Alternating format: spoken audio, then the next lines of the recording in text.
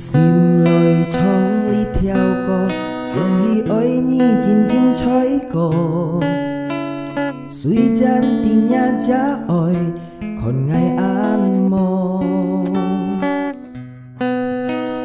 liang sa jan phun cầm chin diu boy phun khoi diu oi lời co ngày ti jit ki boy cầm chin ca ni phun khoi chi do an song hoi ngà mu chip liu chụt lối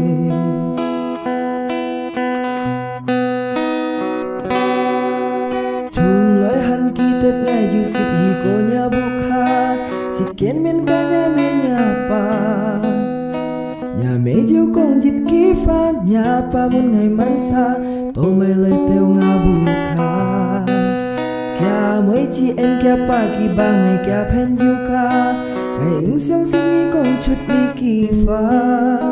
hệ con nhà lo nhìn cá phun khơi chỉ càng nhiều khiêng ha sông tô ni nga một chip liu tên ha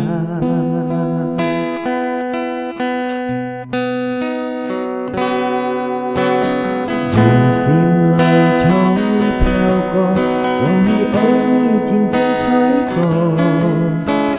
suy gian tin nhà cha oi còn ngày an sa jan phun cầm chin diu boy phun khoi diu ai lời cô ngày ti jit ki boy cầm chin ca ni phun khoi chi do an song hoi nga mu chip liu chụt lối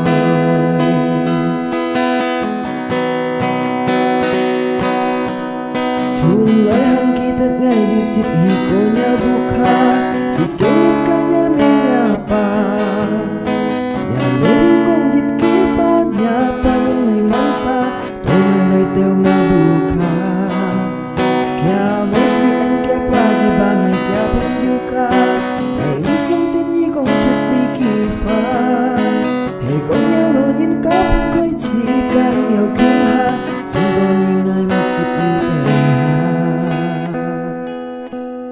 chung lối han ki tet ngày diu sit hi ko nya bukha sit ken min ka nya me nya pa nhà mẹ diu kong jit ki pha nhà pa mun ngày man sa to mai lời teo nga bukha kya moi chi en kya pa gi ba ngày kya phen diu ka ngày ứng sông xin nhi kong chút đi kỳ pha hey kong nya lo nhìn ka phun khoi chit càng nhiều khiêng ha sông to ni ngày một chip liu tên